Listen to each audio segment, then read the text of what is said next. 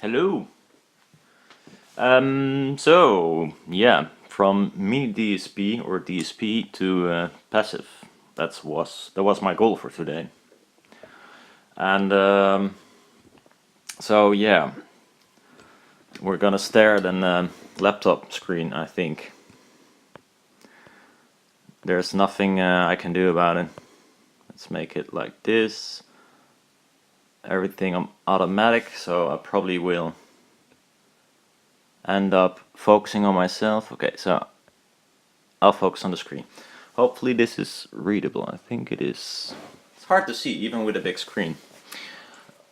So what I did, I used the MiniDSP before, and I wanted to make it passive so I can use my normal stereo amplifier instead of the multi-channel garbage thing, which is still nice to have, by the way, because it has more than 4 channels. So well, it served me well the past half year. So, but the goal is to go back to the stereo and make the whole filter passive. So this is the MiniDSP, and stop making noise. Let's disable that. If we look at the crossovers, for instance, let's take this one. I crossed the tweeter or yeah, it goes both ways. I crossed the mid-range bass panel at 1K. It's might not be visible enough. Might need to lower you a little bit more. Something like this. I'll try to have it all focused this time for a change. Would be nice, huh? Okay, so I crossed it at 1K. Same goes for the tweeter at 1K. So this is quite okay. Well, a simple filter, the simplest filter you can think of. But in a DSP, it's quite easy to just set a filter, and well, when you're pretty much done. There's also a filter on the bass panel to compensate for the open baffle roll-off. And I placed it at 200 Hz, and that looks like this. I used the biquad because if you want, for instance, a 6 dB per octave filter in your parametric EQ, that would be a lot of fiddling. But what you can do is this. I'll bypass this for now.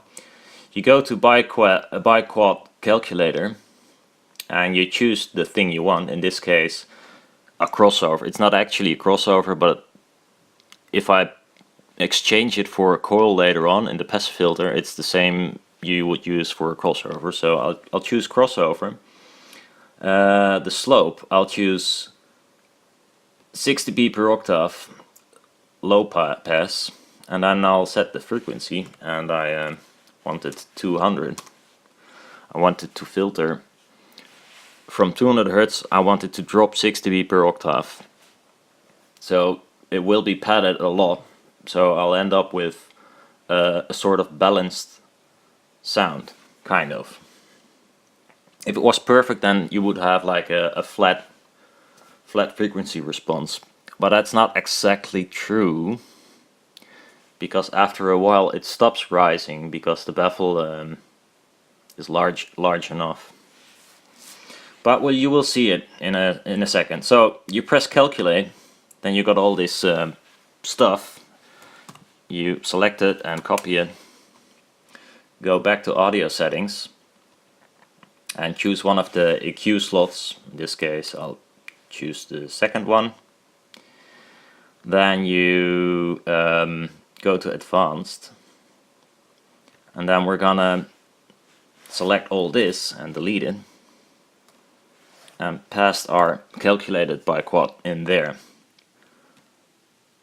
Push and process, it's on bypass. Now I'll enable it, and you can see it's the roll-off at 200 Hz. It's minus 3 dB, so that's what we what we did. If you choose 200 Hz as a crossover frequency, it will be already 3 dB down. So this is the DSP version, and I measured it. So that will be this one. This is what you get. Don't mind the suck out at 200 Hz. It's my room, I guess. It's always there in every system I made. But this is what you get. So you can see it starts filtering here, and normally it would rise, and in this case it counters that, so it becomes sort of flat. If I smooth it out a little bit, or smooth it out insanely, you have a better idea of what's happening. I'll do this with every image I'll show. And you can see it's becoming flat here, and then it starts dropping. And you can see that this somewhere here, this is I think 5-6K. This is the maximum or the highest frequency the bass panel can reproduce. It's high enough for a bass driver, I think. Most of them don't even come close to that. Okay, so this is actually the slope we want to have. We're gonna try to make this in a passive filter. So what we're gonna do, I'm gonna use WinISD. I'm no expert in filter design at all, so don't blame me if I make mistakes or whatever, you know. I'll just show you what I did, and well, do what you want with it. We go to calculators and then passive filter, and we're gonna choose, in this case, a two-way filter, first order, which is the 6 dB slope. Drivers. Here we have to fill in the impedance. I just measured the impedance with the multimeter, and it's the DC impedance. But in planars, the DC impedance is usually the impedance. It's different than in normal drivers. Then the impedance could be, it states 8 ohm, but it could be 100 ohm at, for instance, 40 Hz or at resonance. I don't know.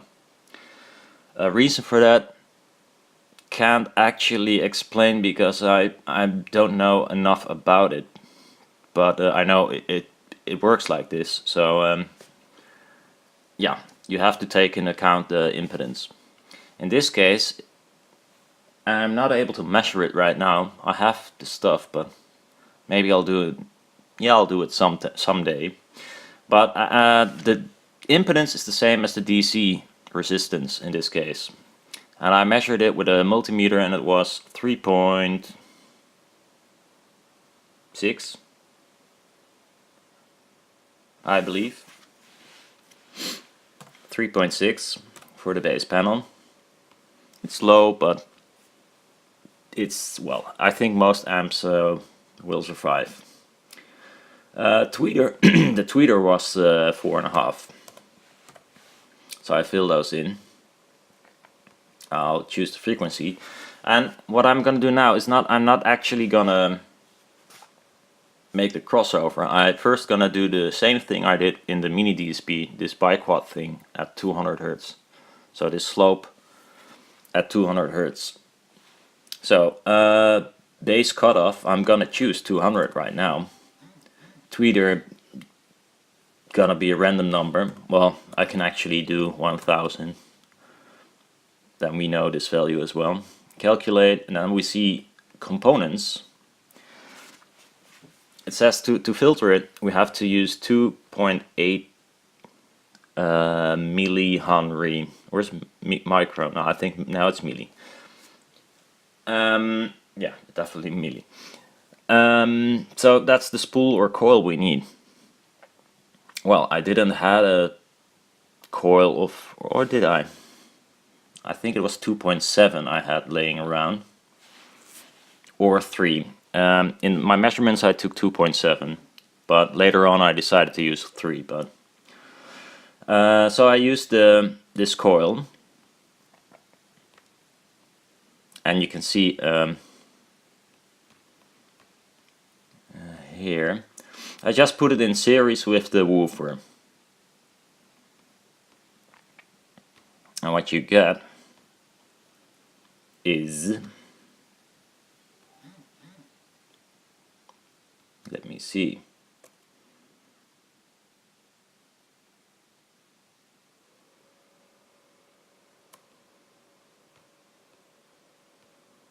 this. Let's smooth it out. And as you can see, it's not exactly the same, but it comes really close. And the reason for this is that I used the value a little bit lower than the thing said I should use. So it extends a little bit further, and you see also a little bit of drop here, and that's because a coil has a resistance. So yeah, unfortunately it loses some of the output. That's the reason why I changed it for a bigger coil right now, way more expensive coil, but you can see it follows the line quite nicely. So that's the first part we made from active to passive, and it looks really close, I must admit. And then the second part is this part. If you look at the crossover, I wanted to cross this woofer section at 1K. And I wondered how does this work? I mean, how can I cross it at 1K? Because it has already a coil in front of it. And then I thought, let's try something. Let's try a second order filter, which is 12 dB per octave, and just it will. Second order filter is a coil and a cap. The coil is in series and the cap is parallel to the woofer. I thought, well, I'm not sure if this is the way it works, but let's try it. Let's keep the coil value I just put in to create this slope. And now let's calculate what the cap value would be if I used it in a second order filter. So if I go back to WinISD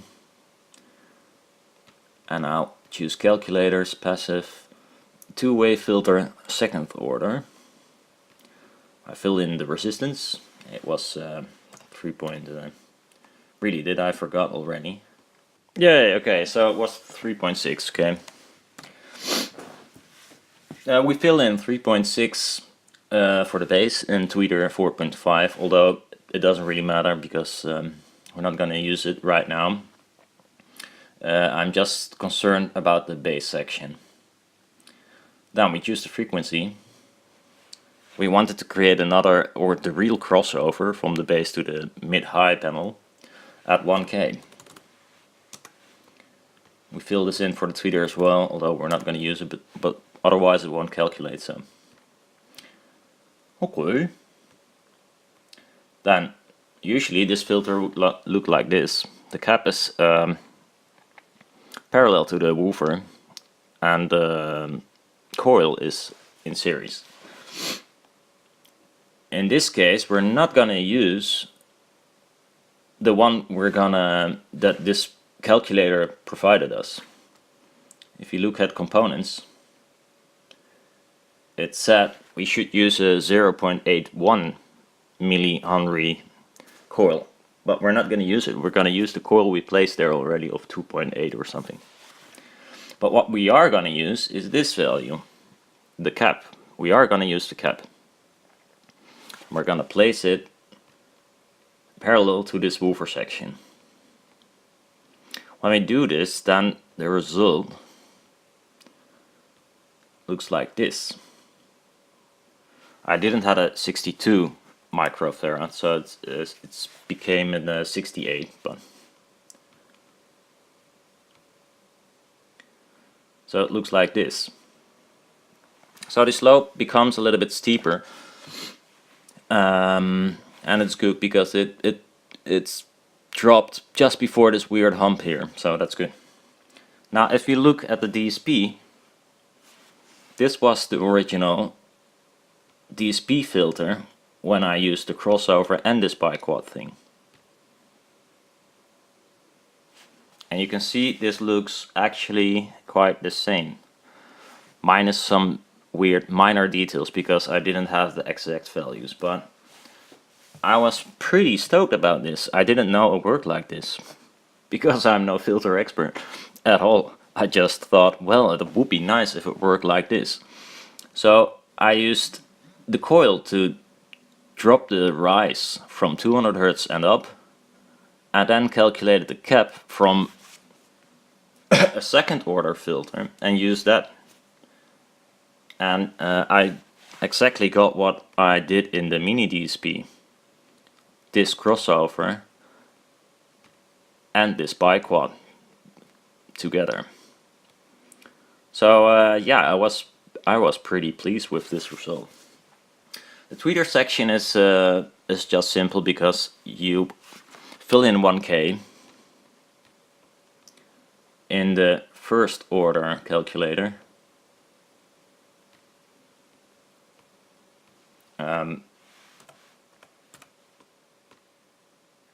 4.5. Calculate.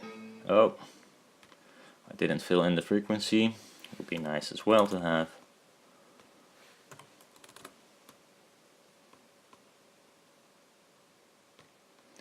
And it says we should use a 35 microfarad capacitor, but I only had 33. I don't think 35 is a common value or is a value, but you have to choose something close to it or go with paralleling capacitors, smaller ones, to get the exact value, but I don't think it really matters that much. But yeah, so it is a different value as the cap I used on the coil or on the base panel, and so I needed 2 caps and 1 coil to make this whole filter. In the Magnapan they did it a little bit more efficient. They used 1 cap and 1 coil, and you can see these values are apart, like half the value. The tweeter is on 35 and the other one is at 65. So you could like choose another frequency where this balance out, so you can use the same cap for both. But this dictates the crossover frequency, and I wanted to have this crossover frequency instead of the crossover frequency that cost me the less amount of components. So yeah, I thought it was nice. I didn't know it would work like this. I might be a really noobish thing, but for me it's new, and maybe for other people as well. So yeah, I'm pretty pleased with it. It's placed right now just on my normal stereo amp. You can see there the components and the meter still. I'll bring you in a little bit. But that's it. This one is not being used. So it's a coil of 3 millihenry and the 2 caps. That's about it.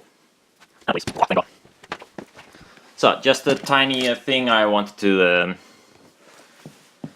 show. I don't know, maybe I never thought about it this way to do it, and I think it's pretty reliable, as you can see. So now I don't need the DSP anymore, so I can finally use my normal amplifier, and I could use finally my CD player again if I could find the kinch cable, which I have no clue where I left it. Not even sure why it is disconnected. Oh, I found it. I found it. It's there. I think. Yes. There it is. So I'm gonna connect it because now I can finally listen to a CD, which does sounds better than Google Play, that's for sure. So that's what I'm gonna do right now. See how it sounds.